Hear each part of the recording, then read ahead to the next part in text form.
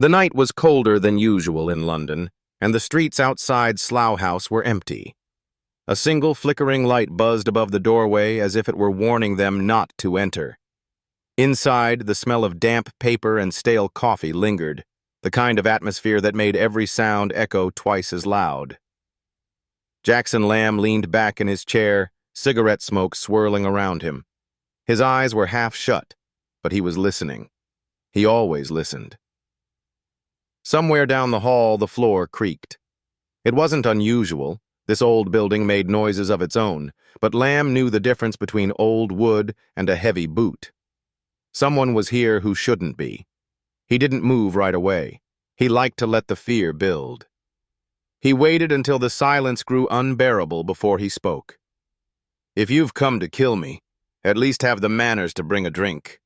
His voice carried through the corridor like a warning shot. No answer.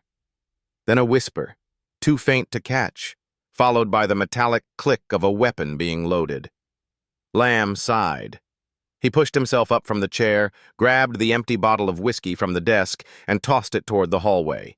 The crash was loud, shattering glass across the floor, and for a split second a shadow darted from the corner.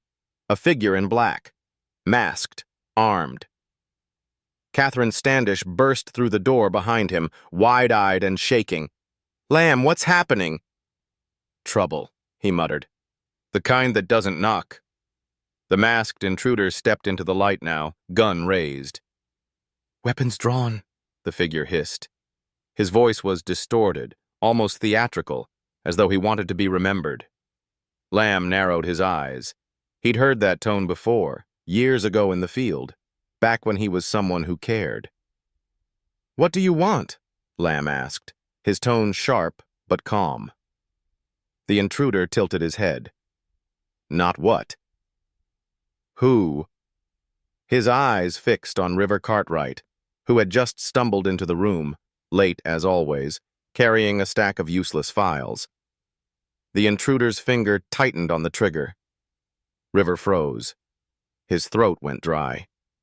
He had seen guns before, but never pointed directly at him in such silence, such deliberate menace. "Wait," River stammered. "You don't want me?" "I don't even know who you are." "That's the problem," the man growled. "You don't know me, but I know you. And tonight, you pay for it." Before anyone could react, a gunshot cracked through the room. Dust fell from the ceiling, lights flickered, and Catherine screamed. But it wasn't River who fell. It was the intruder. Lamb stood steady, a small pistol in his hand, smoke curling from its barrel. River blinked in shock. "You shot him." "No," Lamb replied, stepping closer, his eyes locked on the man writhing on the floor. "I slowed him down." "There's a difference." The intruder coughed, blood on his lips, but his grin was unsettling. "You think this ends with me?" His words rasped like broken glass. "You're already dead. Every one of you." And then he laughed, a horrible gurgling laugh that made the hairs on their necks stand up before collapsing still. For a long moment, no one spoke. Only the sound of the flickering light and Catherine's shallow breathing filled the room. River finally whispered, "What did he mean by that?" "Already dead?" Lamb didn't answer. He bent down, tore the mask from the man's face, and froze. It was someone he recognized, an ex-agent long thought to be dead, buried by the service years ago. His stomach dropped. If this man was alive, then everything they believed about their enemies was wrong. Someone bigger was moving pieces on the board, and Slough House had just been dragged into the center. Lamb lit another cigarette, the flame trembling slightly. He exhaled slowly, staring at the body. "Looks like the game's on again," he muttered. "And this time we don't even know who's playing." River's voice cracked. "So what do we do?" Lamb gave a bitter smile. "We do what we always do. Survive.